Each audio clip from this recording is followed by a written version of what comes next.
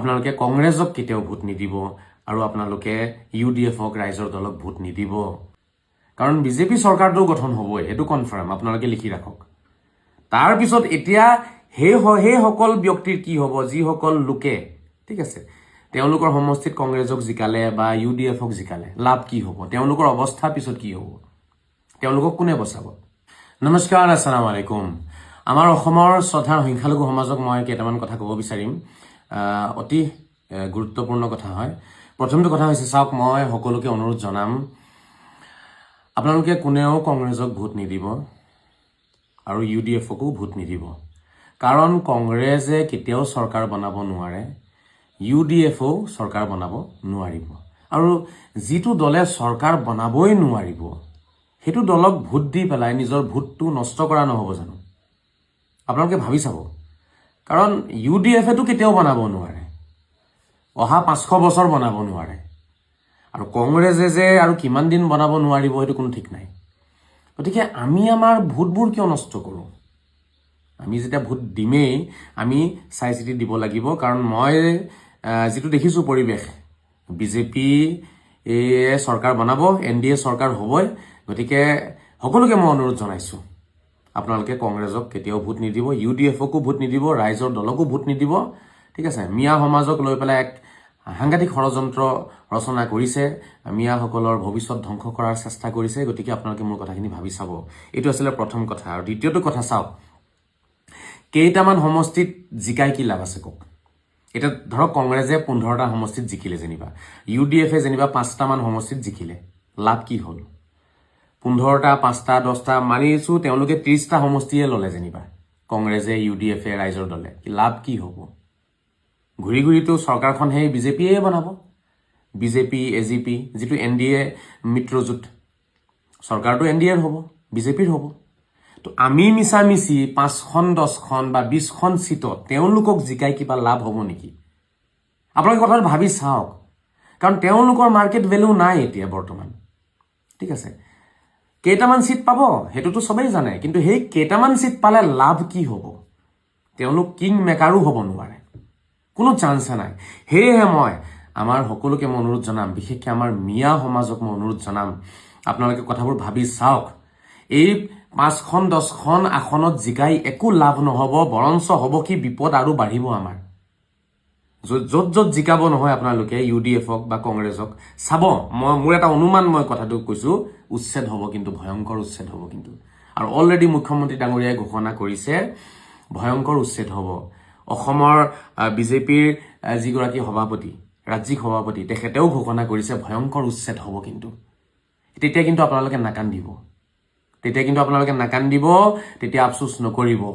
হেকাৰণে সময় থাকোতে মই আপোনালোকক এটা কথা অনুৰোধ জনাইছো হেতু হৈছে যে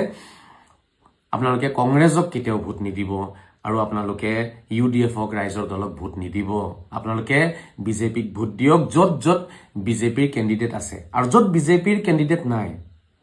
AGPৰ আছে AGPত দিয়ক NDA মিত্ৰজোটৰ যি সকল ক্যান্ডিডেট আছে ন তেওঁলোকক দিয়ক কিবা এটাটো লাভ হ'ব চৰকাৰখন গঠন হোৱাৰ পিছত কাৰণ বিজেপি চৰকাৰটো গঠন হ'বই হেতু কনফাৰ্ম আপোনালোকে লিখি ৰাখক তাৰ পিছত এতিয়া সেই সকল ব্যক্তিৰ কি হ'ব যি সকল লোকে ঠিক আছে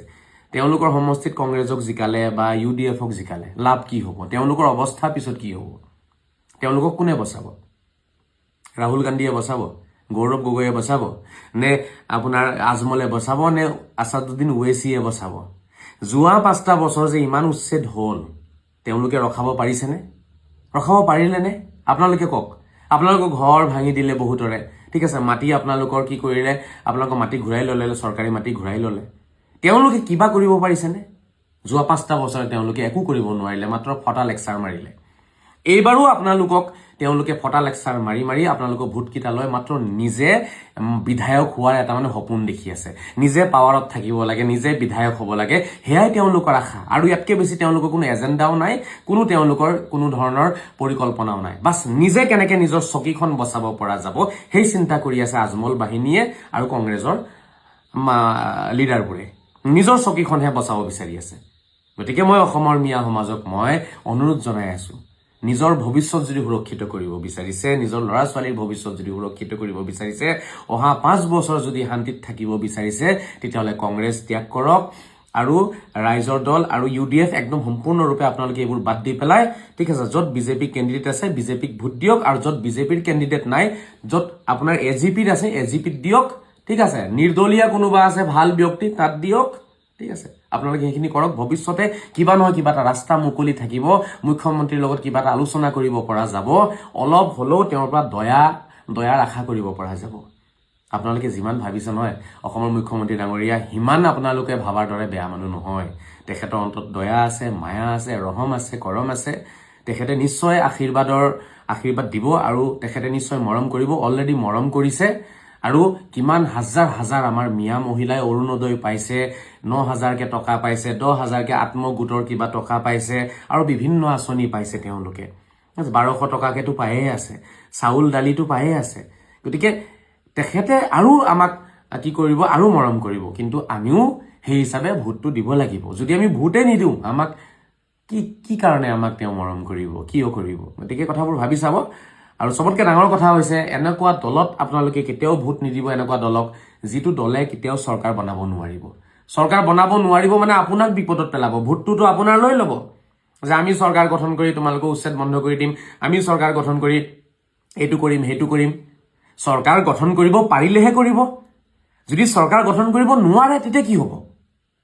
মোৰ কথাটো আপোনালোকে বুজি পাইছেনে? মই আমাৰ শ্ৰদ্ধাৰ মিয়া সমাজৰ ভৰিত ধৰি মই অনুৰোধ জনাইছো আপোনালোকক, কথাটো ভাবক, যদি চৰকাৰ গঠন কৰিব নোৱাৰে 5টা বছৰ আপোনালোকৰ কি হ'ব কওক? উচ্ছেদ যেতিয়া হ'ব চৰকাৰী ভূমিত, তেতিয়া আপোনালোকক কোনে বচাব? তেওঁলোকেতো বিধায়ক হৈ গ'ল আপোনালোকৰ ভোটটো লৈ পেলাই, পিছত বিধায়ক হৈ পেলাই কান্দিব আহি পেলাই, ঠিক আছে, আমি এইটো অমানৱীয় উচ্ছেদ হৈছে, অসাংবিধানিক উচ্ছেদ হৈছে, কিবা কিবি লেকচাৰ মাৰিব। বচাবতো নোৱাৰে,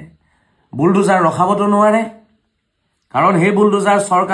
চৰকাৰে যিটো চলাব সেইটো কোৰ্টৰ নিৰ্দেশ মৰ্মে চলাব, ঠিক আছে। সুপ্ৰিম কোৰ্টৰ আপোনাৰ তাতে জাজমেণ্ট আছে, হাই কোৰ্টৰ জাজমেণ্ট আছে, উচ্ছেদ হ'ব লাগে। গতিকে ভাবক, যোনে আপোনাৰ ঘৰ ভাঙি আছে সিয়ে আপোনাৰ ঘৰ আকৌ কি কৰিব, বনাই দিব। কিন্তু আপুনি সিমানখিনি মৰম তেওঁলোককো দিব লাগিব, তেতিয়াহে আপোনাৰ ভঙা ঘৰ তেওঁলোকে বনাই দিব, নহ'লে কিন্তু বনাই নিদিয়ে। সেয়ে আপোনালোকে এটা কথা ভাবিব, যোনে চৰকাৰ বনাব নোৱাৰে, যাৰ চৰকাৰ বনোৱাৰ চান্স নাই, তেনেকুৱা দলক ভোট দি পেলাই নিজৰ ভৱিষ্যত, নিজৰ ল'ৰা ছোৱালীৰ ভৱিষ্যত আপোনালোকে অন্ধকাৰ নকৰিব, মোৰ অনুৰোধ। ঠিক আছে, আপোনালোকে কথাখিনি ভাবি চাব, বেয়া লাগিলে ক্ষমা কৰিব। এইখিনি কথা কোৱাৰ বহুত দৰকাৰ আছিলে, সেইকাৰণে মই সকলোকে অনুৰোধ জনাইছোঁ, আপোনালোকে একদম ঠাণ্ডা মগজুৰে বহি এবাৰ ভাবি চাব, যদি চৰকাৰ বনাব নোৱাৰে কংগ্ৰেছে, যদি চৰকাৰ বনাব নোৱাৰে UDFটো কেতিয়াও নোৱাৰে, ৰাইজৰ দলেতো নোৱাৰেই, কংগ্ৰেছেও নোৱাৰে, যদি নোৱাৰে কি হ'ব তেতিয়া? কি অৱস্থা হ'ব, কি গতি হ'ব? এই কথাটো আপোনালোকে এবাৰ ভাবি চাব, নিজে নিজৰ উত্তৰ বিচাৰি পাব। কাৰো কথা নুশুনিব, কাৰো ভাষণত নাযাব, ঠিক আছে, আমাক অমুকে বচাব তমুকে বচাব, কোনেও নাহে সময়মতে, চকু পানী টুকিব, ঘৰিয়ালৰ চকু পানী, কিন্তু ভৱিষ্যত আপোনাৰ ধ্বংস হ'ব। সেয়েহে কথাখিনি ভাবি চাব। ধন্যবাদ, খুদা হাফিজ।